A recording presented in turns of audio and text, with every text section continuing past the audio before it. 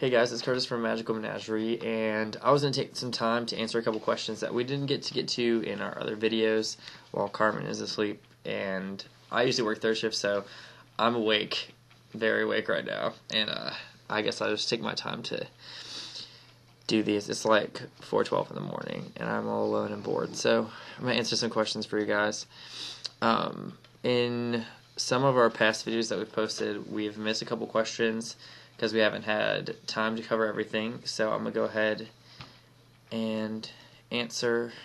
The first question is, how do you take better incense pictures, and where do you buy good incense?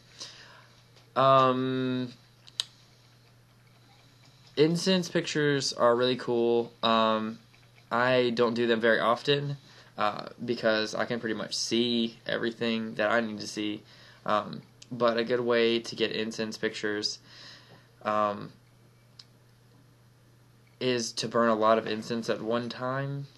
The more smoke, the more you can see, probably. And to get a camera that can take a lot of pictures in rapid succession, because the more flashes you get, the more chances that something's going to come up. For example, people do move, I don't know what it's called, but you get a pot and you fill it with water and you just spin it and stir it around, and then you take pictures of that and you get faces and pictures in it. So the more pictures you can take and the more smoke you can burn, probably would help you. And also, something is telling me that if you kind of wave your hand through it and stuff like that and put some energy into wherever it's out, that might help some. But try those things and let me know how they work out. What are the dangers with deity possession, and does it happen often in real life? It does not happen very often at all. Deities usually don't have to possess someone to get their point across, and if they are going to possess someone, it's usually for their own benefit, and the person ends up being unaware. So they might possess you to go have sex with a supermodel and then leave. But something like that. Usually you wouldn't know about it. And you can channel spirits or channel deities. And that's something that takes a little bit of ceremony and takes a little bit of communion with that god to kind of channel a little bit of their power and a little bit of their knowledge for what you're doing. But it's not really risky because you're kind of just asking them for energy, not really channeling their consciousness. Or if they wanted to channel their consciousness into your brain, you wouldn't remember at all. You would have no idea. Another question is about, how do you tell if you're remote viewing or astral traveling? Remote viewing and astral traveling are kind of the same thing, except that they're dealing with different vibrations. So, remote viewing is dealing with the earthen plane and vibrations from here, where astral traveling is dealing with all of these vibrations into infinity. And remote viewing, you're using an earthen plane, so you're with earth vibrations, so everything could feel very similar to being awake in real life. It feels very similar to just walking around and having your normal day, and it can almost feel like you're imagining it, just like astral traveling. But remote viewing, I find, feels more fake to me, because it's just like, okay, I can see this in real life. But remote viewing is supposed to be like it's kind of like you remove your astral self from you just a little bit and kind of walk around. Whereas with astral traveling, you just float away into the different layers and vibrations that are out there. Astral traveling deals with places that are not of Earth, so that's a big difference. Whereas both can be future, past echoes you could hear in these vibrations. Sound and light are in waves, so technically you would be able to have experiences with your astral body that are outside of time and space, whereas the level and plane is what picks up the different vibrations. So if you're going astral traveling and you're super far out somewhere, you're projecting yourself and your consciousness into a realm that you couldn't experience during your day. Whereas remote viewing, you could physically go to that place. Remote viewing, you might see something that isn't there at this current point in time. For example, you might see a building, or you might see different kind of cars or people wearing different kind of clothes than they would normally, and it's because those things haven't happened yet. So it could be a little window to the future, and it's also it can be that way with astral traveling. It just depends, and you have to be able to discern really what's going on, which takes practice. It's much easier to remote view because it's something you're more connected with, like you experience the vibrations of Earth every day, and not everyone experiences astral vibrations or distant plane vibrations on a daily basis. It's something you have to tune yourself into, so it's easier to do remote viewing and get quicker results. So a lot of people think that they're astral traveling when they're really just remote viewing, because if you're not seeing things that aren't earthly, then you're not astral traveling. So if it's all earthly, you're remote viewing, and I would start out with remote viewing and work into astral traveling and trying to notch up the vibrations. So in order to remote view, most people are aligned with Earth's vibrations already, so you don't have to really tune yourself very much. But with astral traveling, you might have to do some meditations and do some exercises to put yourself on a different frequency per se, which you could sit there and imagine yourself turning up a knob that says vibrations and changing your vibrations, and you'll feel the difference. It's just a matter of somehow getting your consciousness to tell you that you want to do that, and working towards that goal. And traveling with other people helps a lot, trying to get to the same place and describe to each other how you feel. That's why a lot of times people who practice this kind of stuff practice in a group, or like a little meditation group, or people who are Wiccan might have a coven, and etc. But that practicing together helps you build that skill, because it gives you a little more confidence in what you're doing and what you're seeing, and whether it's real or not, and if you're as far as someone else. And it's really good to practice with other people when you're trying to astral travel, because you can get sick from astral traveling. You can get things stuck to you, like just bad energy that you have to get rid of if you don't do it right. So you got to be careful. You got to take it in steps. Don't try to go fly far away the first time you're trying it. Start with remote viewing, then move into astral traveling. There's a lot of great books on it. I'll try to find some to recommend to you guys. And some webs, like there's a ton of information on the web. Just Google and see what you think would work for you the best, and it probably is what your spirit needs to hear anyway. So go for that. Look online, read about it. But remote viewing, as I said, is dealing with Earth and earthen realms outside of time and space. Well, not outside of time and light. And then astral traveling is dealing with different planes of existence and things like that you don't experience on a daily basis. Someone asked me, how can you feel if anyone is around you? The best way to feel if someone is around you is to just kind of ask yourself, is there someone here? Let's see if there's someone there. Sounds really cheesy and corny, but a lot of the times you'll just know that there's something here. And is it your imagination? Probably not.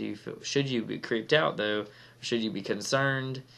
That's something that's harder to discern, because a lot of times when there is a spirit there, you do feel creeped out, and it might just be someone trying to tell you, hey, you left the oven on, and they're not trying to possess you or kill you, so, or anything creepy, or creep you out. They're just trying to tell you, hey, turn your freaking oven off, because you need to not die today.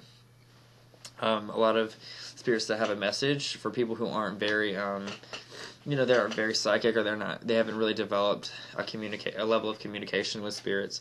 They'll come through with really aggressive energy, because that's what you're more expecting from spirits, and that's more what you're looking for when you're going through your daily life.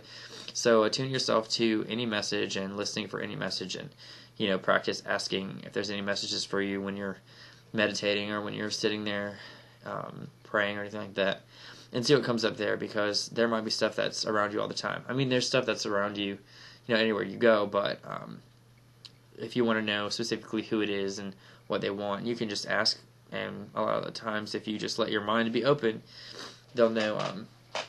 For me, one of the first ways I knew that there were spirits around me was I would see blue lights, and kind of like a bluish tint to things, and at nighttime. It was really hard to tell for a long time during daytime for me what exactly was there, but at nighttime I could tell you whoever it was.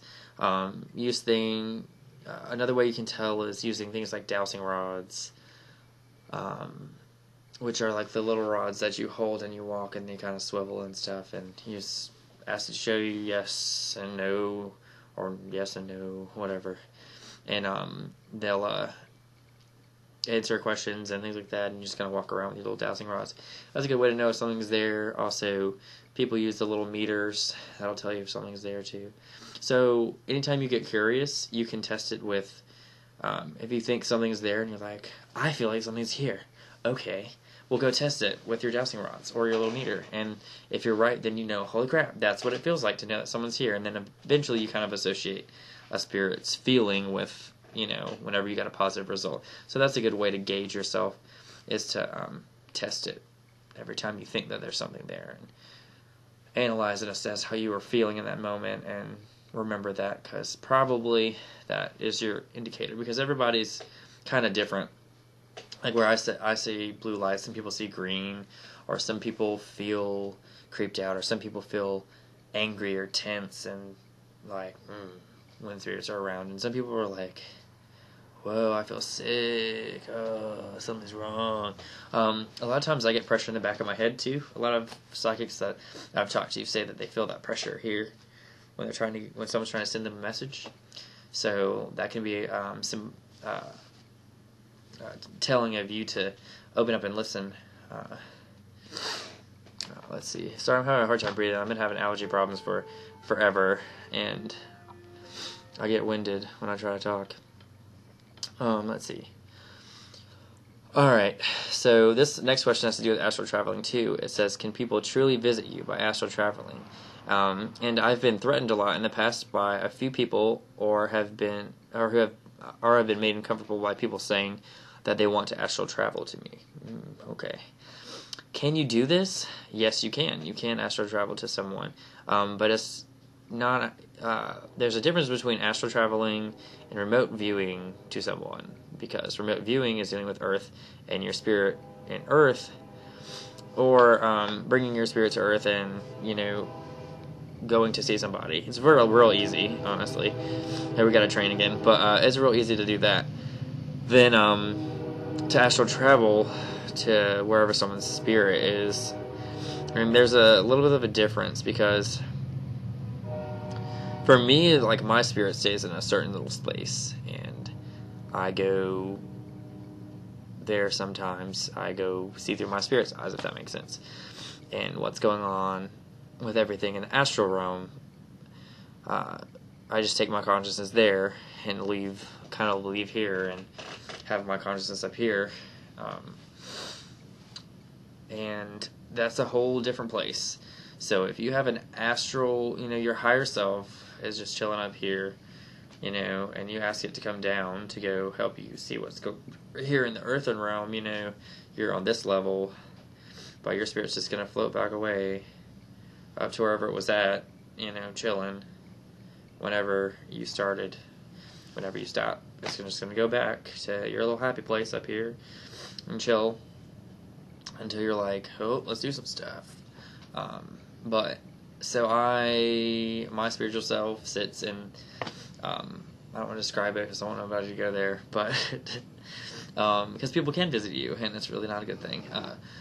If someone wants to visit you or astral travel to you, they might mean that they're coming to your current place, so wherever you're at on Earth, and that's called remote viewing to someone. You can do that, not really as much influence as more as seeing someone, because you can't tell if they're seeing you now, later, in the past, or what. And if they're not really good at it, usually someone who's making that kind of threat doesn't really know what they're doing anyway. Just saying. So I wouldn't worry about it. If you do feel a presence that is malicious, then you can deal with it yourself very easily by protecting yourself, doing things like grounding and shielding, because someone can make you have a bad day by simply, traveling to you and just sending you lots of negative energy. And while that is bad on them, they can do it. So if they want to live with that karma and they want to do that, they can do it. And the best way to stay safe, like if you do talk to your spiritual guardians, they might be off somewhere doing something too. So if you feel threatened, ask them to come and surround you and protect you on Earth, and bring your spiritual self as close to you as possible. And that can keep you from having anything crazy happen. Any effects from that? I think the worst thing that can really happen is you just don't feel well, you feel tired, or you're a little consciously blocked from that. I don't think that there's anything really more severe that can realistically happen from someone trying to astral travel to you. Now, I'll remote view people all the time to see, what's around them, or astrally travel to them as well to see what's going on with them spiritually. That way I can do my readings and do any kind of healing that I need to do for them from far away, or see if there's things around that need to go away. For example, I've had people text me like, I feel like there's this demon, and I'm like, okay, and I go, and it's like the spirit of a chihuahua that's barking at them. And I'm just like, put out a chihuahua bone and it'll be fine. And then they stop feeling this malicious presence. It was a chihuahua that used to live in your house. Like, things like that happen all the time. It's not something, like, spirits can throw you off because they're throwing energy at you and you feel it and you're just like, whoa, something's going on. And sometimes it's really not that serious. So it's a matter of, getting your vibrations on the level that you can receive those messages, and constantly working towards being comfortable. It's either you either want to turn it on or you want to turn it off. So you got to pick which one you want. If you want to turn it on, don't turn the faucet off on halfway if you're trying to fill up the tub, because it's going to take forever. So, and the water's probably going to be cold by the time it's done. So, just not good results. So you want to, if you're going to do it, you're going to do it, and you're going to commit to it, and you're going to turn that tub on, and you're going to have your bath in the next 5 minutes. So the more that you commit to it, and the more that you work with it, the easier it will be to do that. If you don't want to have these experiences, then just don't turn the faucet on. Don't worry about it. Just let it go, and it'll stop. But it's up to you, and that's your choice. And if it's something you're trying to do, I recommend that you read as much and practice as much as possible to get a feel for what's around you, and to know if you're astral traveling or if you're remote viewing. Is something that you have to work with other people as well, who are advanced or even just a little bit better than you, or just a little bit further, because y'all can definitely grow together. Everyone can always grow with other people. So practice that. Someone asked us about how do spirits come to us so quickly, and how do we summon spirits to us? Okay, basically, okay. So I'll explain what a summoning is, or a binding is. Basically, a binding is where we put energy into a vessel for a spirit to use to communicate, and we say, "This is your vessel, and this is the energy that we're allowing you to communicate with." So whoever wants to communicate with you. So if basically we go off of what people want, what people are asking for, like a lot of dragons, a lot of different stuff from different planes, and Carmen is really, really, really gifted at astral traveling and summoning, because basically, like, we started kind of together, and I don't really care for summoning unless it's for myself, or talking to spirits unless it's for myself or someone else that, has really got a problem. I don't really care to do it.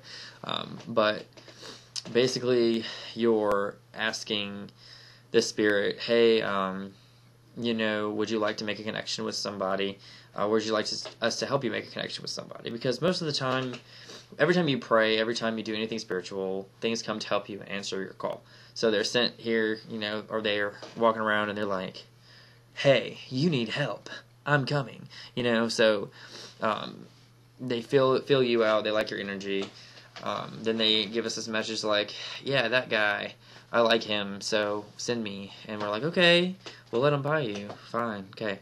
Because you're not really buying from us, you're buying the energy that we put in, and the time we put in to connect the spirit to that energy, and to entertain them, and make sure they're okay, and to ship them to you, and etc. Because it's real easy for us to, if you're it's kind of like you're giving them a house to stay in for a little while. And it's kind of like, if anyone was giving you an apartment, you would kind of want to go. Like, if I was getting a free apartment, I would go stay in it, because I have bills and I hate that. But, we basically bind them to a vessel. They're not permanently bound there. They can choose to leave whenever they want to leave. They don't have to stay there. They're entering an agreement that is contracted with them. Basically, Carmen's like, hey, do you agree to this? And they're like, yes, and they stay. Or they're like, no, and then they leave. And then we don't sell them because they're not there anymore.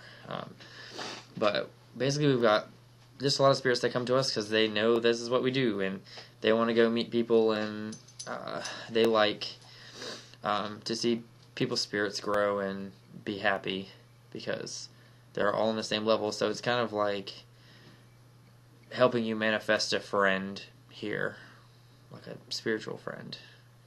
So it's real easy for us to do. Basically, there's like a line of spirits that are just chilling, and we go say, hey, who wants to come here? We send out beacons to attract them, spiritual beacons.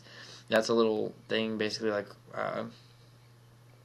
it's a gift that Carmen has, whereas I have the opposite kind of gift where I can banish things really easily by sending out this kind of like energy that attracts spirits and pushes them away. So that is something you can develop as well.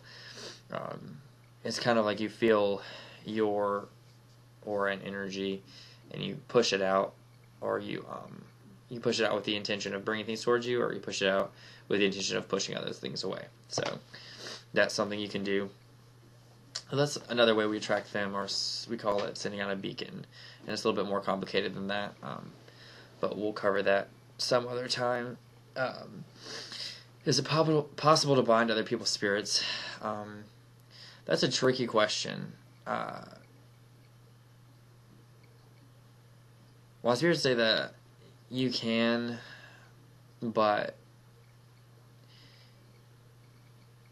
they don't think there's anyone alive that can do it, so, or that would do it that can, which is funny. Is it possible to bind the people's spirits? Okay, what would happen if that ever happened? Okay, so if someone's spirit is bound, okay, what they're telling me is that ghosts are spirits that are bound to Earth, which means that, but they're using Earth's energy. So just like I explained that spirits are bound to a vessel to use that energy, spirits that are bound to Earth are using Earth's energy. If you bound a spirit to yourself, they're going to use your energy to stay where you are. So if you're going to bind someone's spirit to you, you're running the great risk of feeling very, very drained. Because, like if you've ever gone ghost hunting or something like that, you run into a ghost or you run into any kind of entity, you immediately start to feel drained because you're putting out energy into that space that they're soaking up. So they're taking energy. And that's why a lot of times when you come across a haunted place, you feel like you don't want to go there because your energy is going to be quickly drained by whatever's there that's attached to that area. And so if you bind someone to yourself, they're going to be draining your energy, which is not okay, unless you bind them to like a rock, which I get rocks have lots of energy. Surprisingly enough, they're not growing, but they're alive with forces of nature, and they have lots of energy. As corny and weird as it sounds, they do, and they absorb energy from the moon. So if you bind somebody's spirit to a rock, I mean, hey, Okay, but why would you do that? It's a lot of bad karma because you're taking away free will, and taking away free will is big no-no. I don't really know what magic you would use to do that. And that's why my spirits are telling me, no, like, in order to, I don't even know how to explain it. It's like a mesh of connecty tendrils. I don't know how to explain. It's like, they're saying that you have to take apart, we'll have to explain another video about how this works, but there's basically energy that connects, like, if you think about all of your chakras connect you to your astral self, or to your higher self. So there's like little lines that connect you to everything. And what they're telling me is that in order for that to happen, you would have to be able to separate those lines and then attach them to something that has enough energy to support that spirit. So they're saying that it's not something that would actually be able to happen successfully without destroying the spirit or and also the body. So in doing that, you would have to kill someone, you would have to kill them, and then you would have to be able to somehow astrally tie their those little strands and then connect it to an object. So not only do you have to kill someone, you have to be astrally strong enough to bind them to a vessel, and that vessel has to be strong enough to support them. Otherwise, their spirit's just gonna not be there. So it's a complicated process. It's looking like to me, and I don't think that it could happen. What would happen is that your spirit is probably not going to do very well or thrive very well if it's stuck in one place. Just going to feed off the energy around it until it can figure out a way to free itself or something, lets it free, which is probably going to happen really quickly unless you put some kind of wards or things on it. But all of that's just going to drain you, so you're not going to be able to hold that up. And if even theoretically someone was to do that, that's just bad news bears, because you have to kill someone.